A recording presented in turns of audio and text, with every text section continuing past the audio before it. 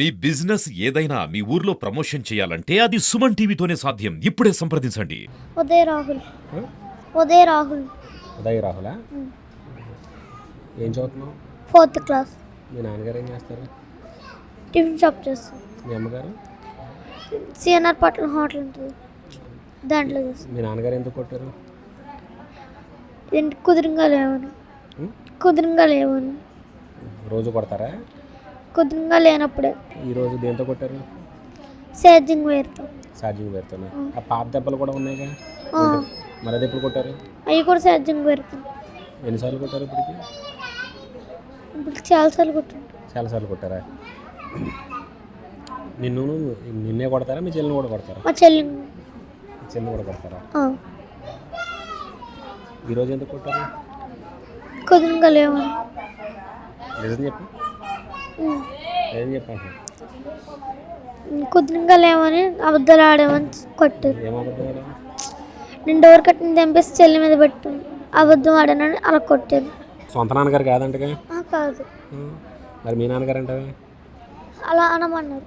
అలా అనమన్నారా? అబద్ధం చెప్తున్నారా? ఆయన మీ సొంత నాన్నగారు కాదా? కాదు. కావాలని నిన్ను కొట్టారా? అబద్ధాలు ఆడు అలా చెప్పమన్నారా? అలా అనమంటున్నాడు. అలా అనమన్నారా? నిన్ను కొడతారా? కొడతాడు. రోజు కొడతారా? రోజుగా అబద్ధాలు ఆడినప్పుడు కుదురుగా అప్పుడు కొడతాడు. నీకు దెబ్బలు ఉన్నాయిగా? కాదు, పిల్లల్ని గొడ్డు బాదినట్టు బాధేసి చంపేస్తారా? ఇది చంపేంత కోపం మాకు లేదన్న.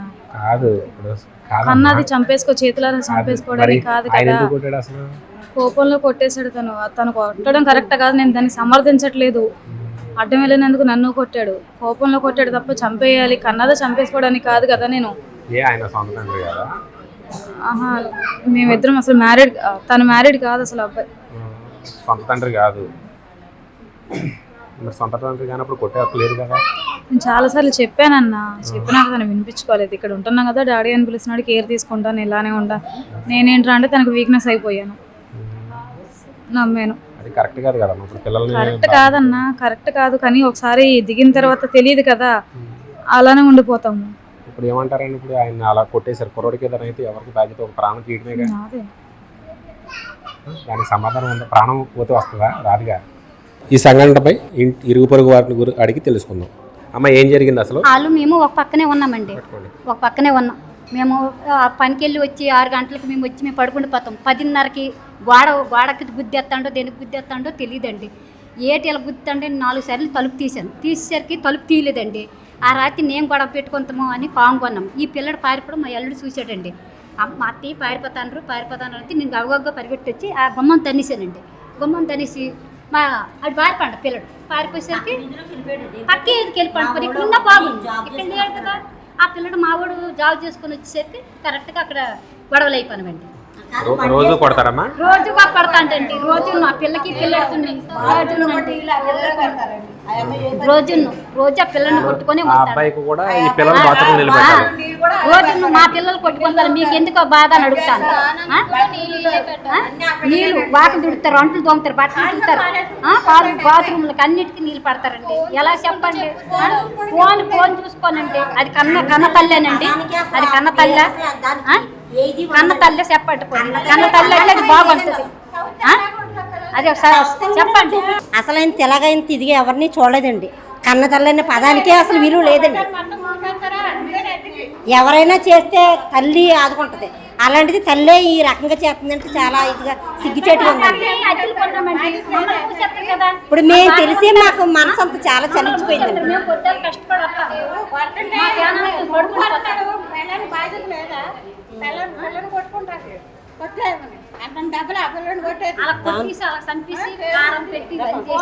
కొడుతున్నాడండి అబ్బాయిని.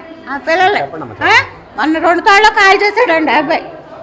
తలకు పాలు కొట్టేశాడు పిల్లదే. ఏంటమ్మా అంటే పడిపోయానని చెప్తుందండి ఆ పిల్ల. పారిపోయాడు, ఆయన రాడండి. పిల్లడు అలాగా చేశాడు, మాట్లాడుకుంటాడు. అలాంటి దాని దగ్గర ఉంచడం చాలా చంపేస్తారు కూడా నిజంగానే. పిల్లలు లేనివాడికి ఇస్తే పెంచుకుంటారు, లేకపోతే తల్లిదండ్రులు లేని వాళ్ళు చాలా మంది ఉన్నాయి. అలాంటి వాళ్ళు అనిపిస్తారు, కానీ ఇలాంటి దాని దగ్గర అసలు ఉంచకూడదండి. తల్లిదండ్రులకి అసలు మచ్చండి అసలు. అలా కొట్టేసి అలా చేసేస్తున్నారండి. ఏం చేస్తామండి ఇంకా? కొట్టుకుంటారు పిల్లలు అలా కొడితే మేము ఏం చేస్తాం చెప్పండి? అందరూ పిల్లలు కన్నా మా పాప 10th చదువుతుందండి. మా పాప ఈ పిల్లలతో ఆడుతుంది. అక్క మా అమ్మ నాన్న చేతులు కాళ్ళు కట్టేసి మమ్మల్ని నోట్లో గుడ్లు పెట్టి కొట్టేస్తారు, నువ్వు మళ్ళీ మీ మమ్మీతో గట్టా చెప్పకు, మళ్ళీ మీ మమ్మీ వస్తే మళ్ళీ మమ్మల్ని కొడతారని చెప్పి అంటదంటండి. మా పాప ఇంటికి వచ్చి మా పాప ఏడుస్తుంది పొద్దున్న.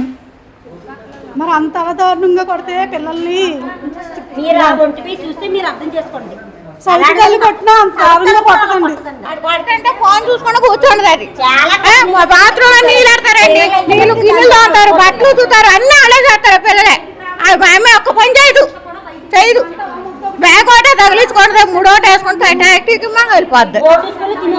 ఆ పిల్లలు బోర్డు స్కూల్లో తిని తింటున్నారు, తిండి కూడా పెట్టరు సరిగా. అలా మరి అది మనిషి పశువు తెలుస్తలేదు. ఆ పిల్లలు మాత్రం దయించి మాత్రం వాళ్ళ దగ్గర మాత్రం ఉంచొద్దండి. అది ఒకటే మేము కోరుకుంటున్నాం. అది అందరూ మనం దయించి వాళ్ళ దగ్గర మాత్రం ఉంచొద్దండి పిల్లల్ని.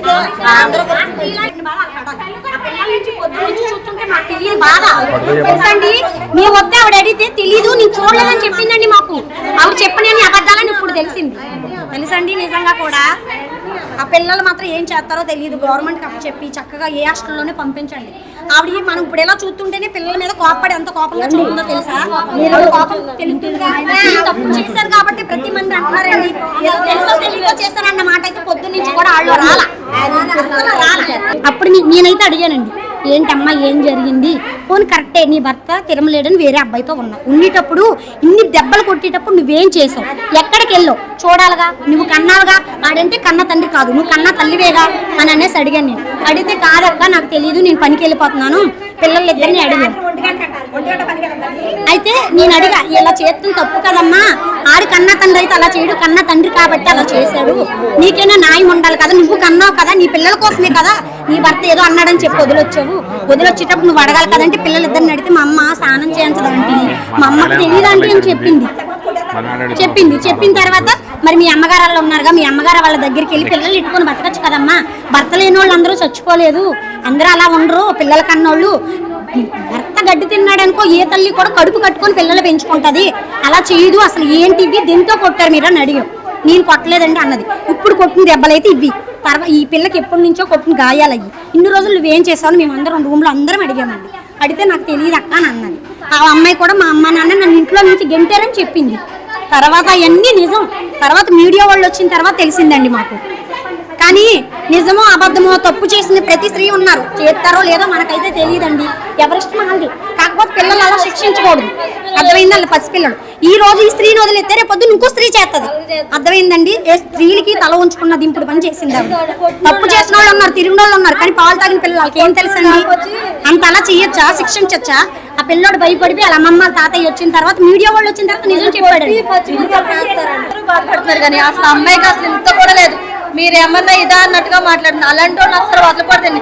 మెయిన్ ఏంటంటే అబ్బాయి ఎక్కడున్నా లాక్ రావాలి, అలాంటిది ఎవరికి జరగకూడదు. అసలు ప్రతి ఒక్కళ్ళు ఎవరిని వదలద్దండి. ఆడిని అసలు ఎక్కడున్నా ఏ మూలన్నా లాక్ రావాలండి. గవర్నమెంట్ చేయగలిగింది అంతా చేయాలి.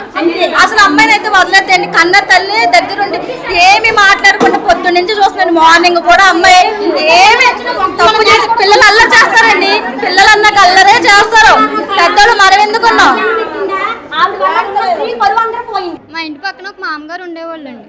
కొంపు కాడ ఏదో గొడవ వచ్చిందని ఇద్దరు దెబ్బలాడుకున్న తర్వాత ఆయనకి ఫోన్ చేసి వెంటనే రప్పించేసి, మీరు మా పిల్లల జోలికి కానీ మా జోలికి కానీ వస్తే 10 మంది మగోళ్ళని పిలిపించి మిమ్మల్ని ఏం చేద్దామో తెలియదు, అలా చెప్తాను నేను అని అబ్బాయి మాకు వార్నింగ్ ఇచ్చాడండి.